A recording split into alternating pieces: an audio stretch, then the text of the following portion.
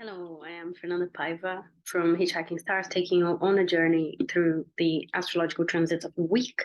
So from today, Friday, 7th of April, till next Friday. So we're going to be talking about planet ingress. We're also going to be talking about a lunar activation as well that's happening today, actually. And we're also going to be talking about an important Sun-Jupiter conjunction as well. That's also happening today. So before that, how are you all doing? How was the full moon? What did did you get from it? Did you get any insights, any strong emotions, any events or anything that's happened? I definitely did. So as I said in a previous video, so I was in Azores, I was in Portugal, I was doing a conference, so I gave a workshop on relationships. That's pretty Libra. Um, on a congress, so an astrology congress in Portugal.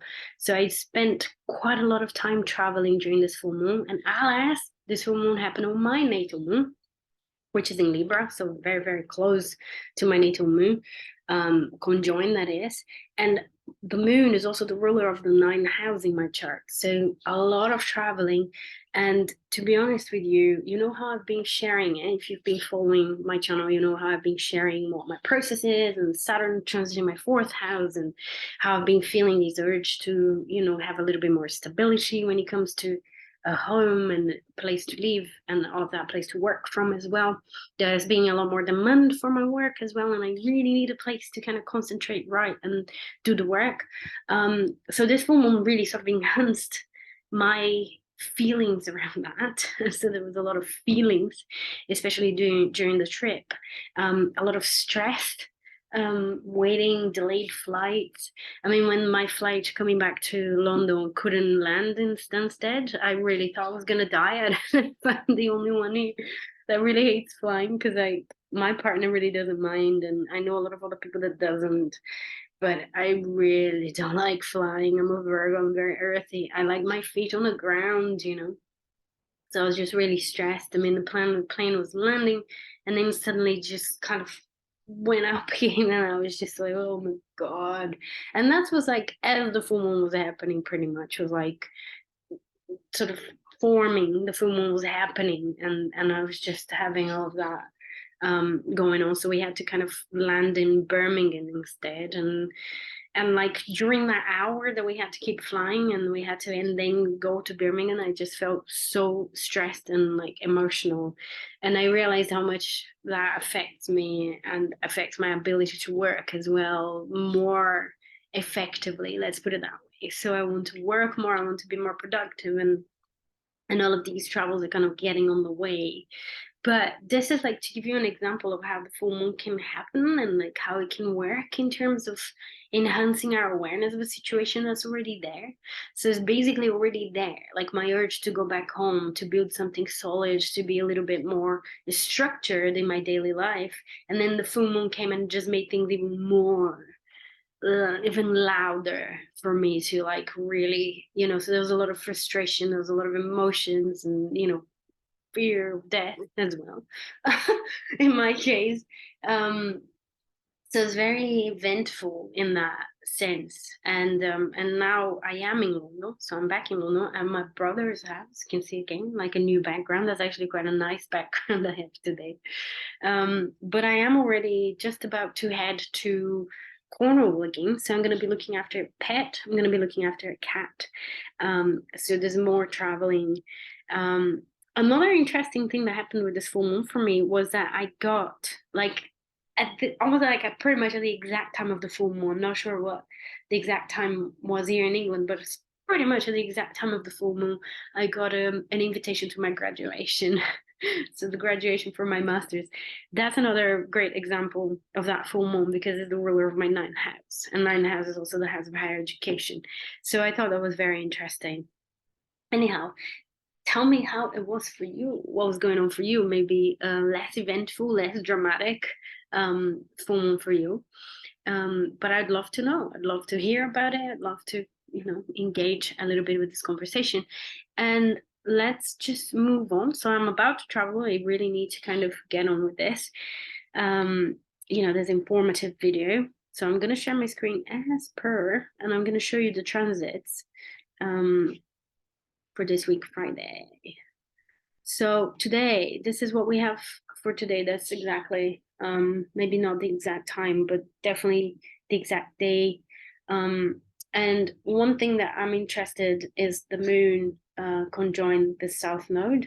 So I think that's happening pretty much now. So we got the moon in Scorpio coming to conjoin this south node and getting involved in that kite configuration. Last week I talked about this. So we got grand trine in water between Saturn, Mars, and the south node in Scorpio, and also a sextile to that Mercury and north node in Taurus. So kind of having these realizations.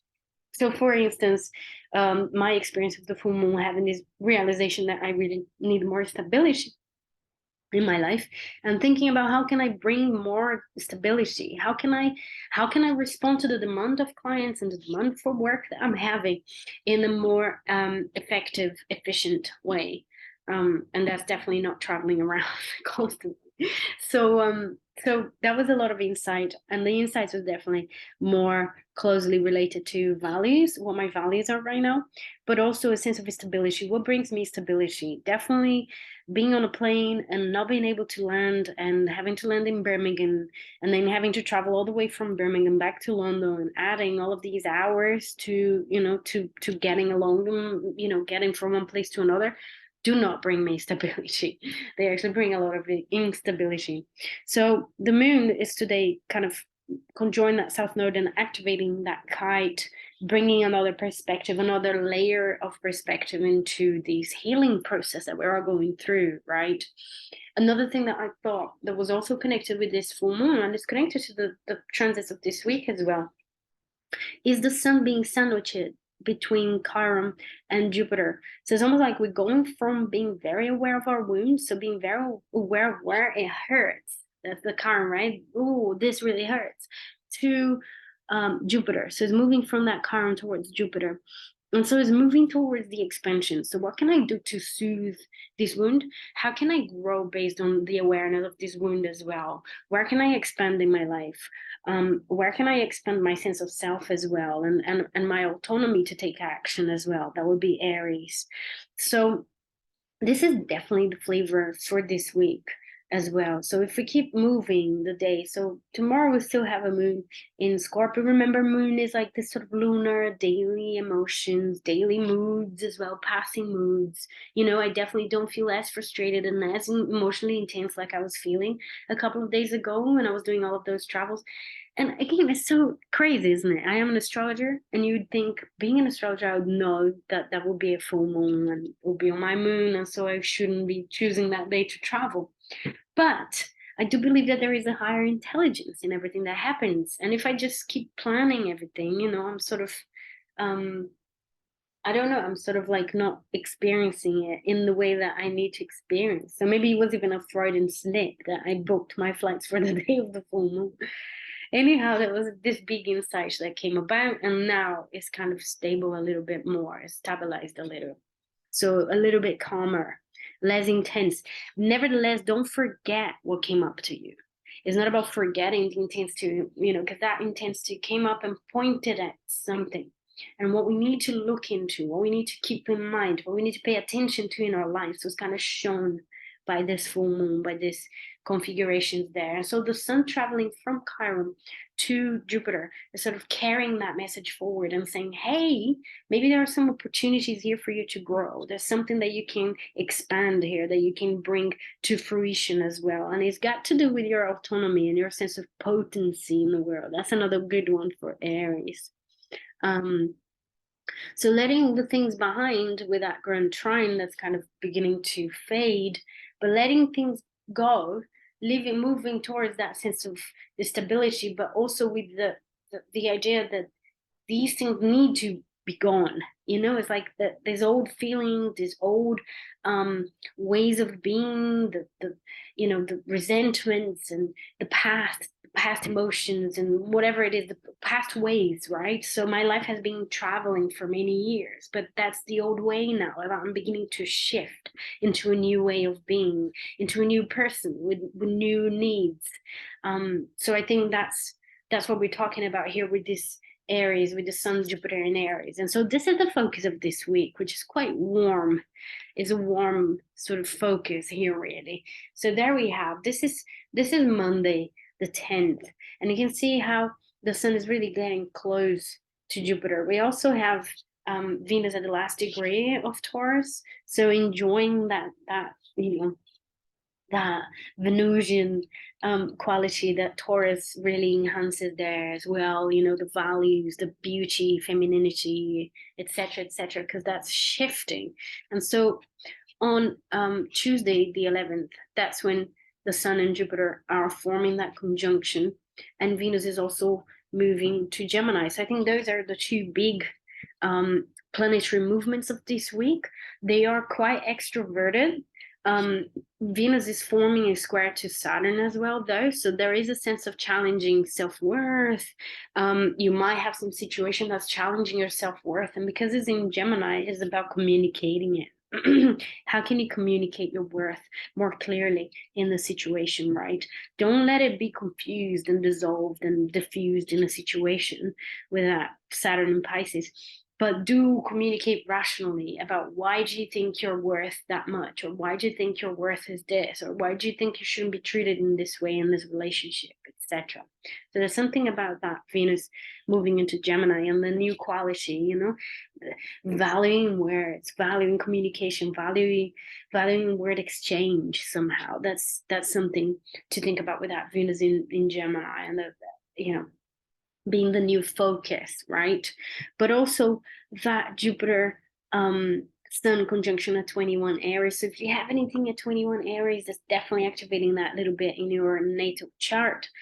Great for expanding, great for thinking big, great for expressing yourself big as well. And, putting things, launching things is something quite good about that, because we have a moon trine to that as well. So if I change from days to hours here, we're going to see that the moon, there you go, 21 degrees. So there's a moon trine between the two in the early mornings in England at 4 a.m.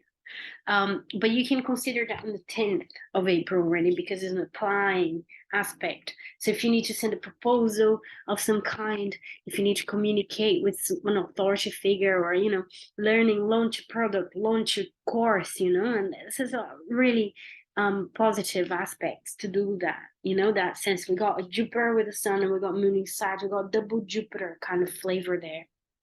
There's something quite warm and fast-paced as well, and meaning sort of searching. So this is great for selling as well, really. I mean, Jupiter and Sagittarius are really related to selling something, to speaking about something really highly, and being able to convince other people to sell. Obviously, something of value, okay? We're not talking about selling and hard selling and doing things that are shady, because Jupiter talks about justice as well, and morals, and doing what's correct.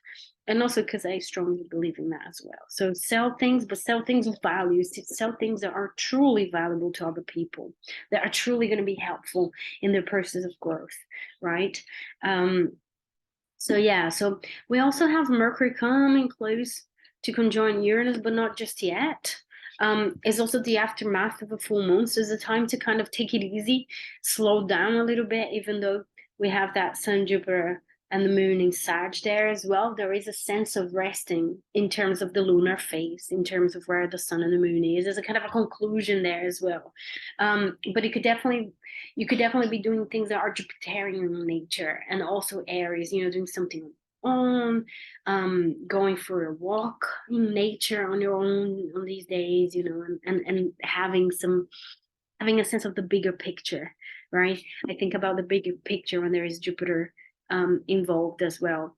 And the conjunction will continue, even though it's like separating here. So Sun is at 23, Jupiter is at 22. Doesn't matter, they're still within orbs. So all of these days, the 11th, so the 10th to the 13th, it has this very strong flavor of growth, expansion, courage, expanding your courage.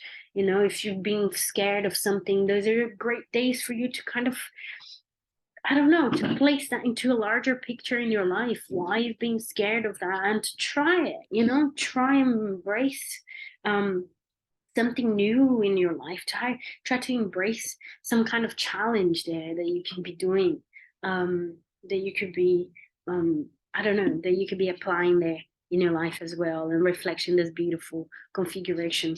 So this is next Friday already. So next Friday I'm gonna leave and talk about it after.